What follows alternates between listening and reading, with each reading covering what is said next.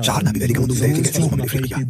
بصراحة منذ البداية شعرنا أن هناك أمورا سياسية غير سليمة. بالضبط، شعرنا أن هناك من لا يريدون لكأس الأمم الإفريقية هذه النجاح. الأمور تسير على ما يرام، واضح جدا. أعتقد أن هناك أمورا تحدث خلف الكواليس لا نعلم عنها بالضرورة، لكنها كانت ملموسة في الواقع، لأنه في كل مباراة كان الجميع يشتكي من كل شيء ولا شيء. خطأ تحكيمي بسيط حسنا يحدث، هذا في كرة القدم. كرة القدم مليئة بالأخطاء، هذا طبيعي. أحيانا كانت هناك أمور بسيطة، نعم، لكن المغرب سيطر على المباراة. ما يزعجني هو أننا غالبا ما نخفي قصورنا بالقول. الخطأ خطأ فلان لأنه اشترى عقود الرقاب. نعم، ولكن هذا هو الحال دائما. اثنان، حتى في الثقافة الإفريقية أو العالمية هكذا هو الحال دائما. من الشمال إلى الجنوب دائما ما يكون الخطأ خطأ شخص آخر. لا يوجد في أي لحظة تساؤل عن أنفسنا، لا. هذه قصة عن فريق مغربي عام 1976، العام الذي فاز فيه بأول لقب قاري له. يقال أيضا إنهم غادروا الملعب احتجاجا خلال المباراة النهائية ضد غينيا. هل هذا صحيح؟ صحيح.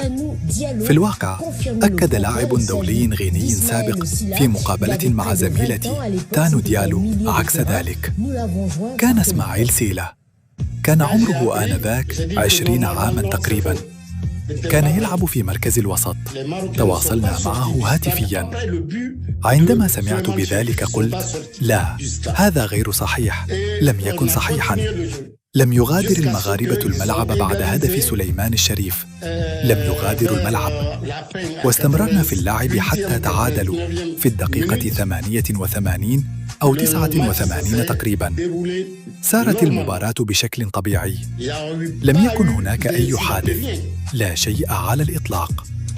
هذا كل شيء. شكراً لك يا ليز. أراك الأسبوع القادم. ما حدث هو أن السنغال لم تحترم الحكم يوم المباراة، لا في الملعب ولا في المدرجات، وهذا ما أدى إلى ما آل إليه الوضع. وبعد ذلك أراد المغرب إنقاذ المباراة النهائية، فانتظر السنغال وسدد ركلة الجزاء وأضاعها، ثم افتقر إلى الروح الرياضية عندما خسر. لذا فالفريقان ليسا متكافئين، لأن السنغال هي من بدأت. لكن تبقى الحقيقة أن الأمر بالنسبة لي يتعلق بمفهوم اللعب النظيف. وعندما يتحدث الجميع عن صورة أفريقيا، فإن صورة أفريقيا لا تتمثل في اللجنة ولا في الاتحاد الأفريقي لكرة القدم، بل في أعضاء الاتحاد. أي أن الفريقين اللذين تقابلا افتقرا إلى الروح الرياضية، ولم يضع أي منهما مصالحه الشخصية جانباً ليضع مصلحة أفريقيا في المقام الأول. وانتهى بنا المطاف في هذا الموقف.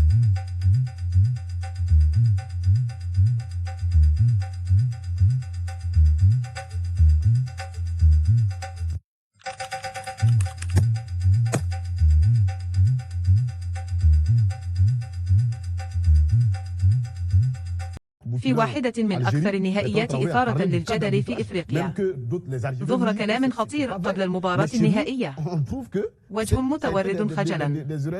المنتخب السنغالي دخل النهائية وهو يحمل شكوك كبيرة. اتهامات مباشرة تقول: هل المغرب اشترى المباراة؟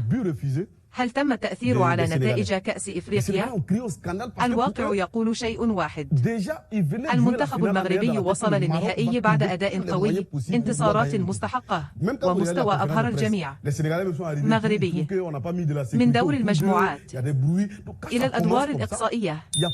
المغرب كان حاضرا بقوة، تكتيك عالي، ولاعبين في قمة التركيز. في كرة القدم، وعندما يخسر فريق كبير غالبا ما تبدأ الشكوك وتظهر نظريات المؤامرة. Et regardez ce qu'on me répond. En tant que musulman, je préfère soutenir l'Iran que Israël et les États-Unis comme le fait le Maroc.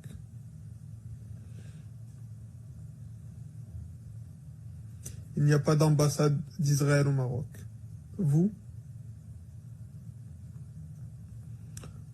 On continue.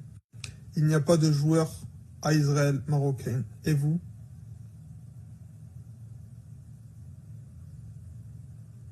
On continue. Et c'est pas le seul, hein, regardez. Juste pour vous rappeler que le Maroc soutient Israël et les États-Unis, les sionistes d'Afrique. Le Sénégal a reconnu Israël dès la première année de son indépendance, 1960, 3 décennies avant de reconnaître la Palestine. Et vous en faites encore? إذا عجبك المحتوى وكتحب هذا النوع ديال الفيديوهات، دير لأيك إشارة والموافقة برفع الإبهام لأعلى وبسكرايب للقناة أحمر قلب صاروخ. راه الاشتراك ديالك كي يعاوننا نكبرو ونقدم محتوى أقوى وأحسن كل مرة.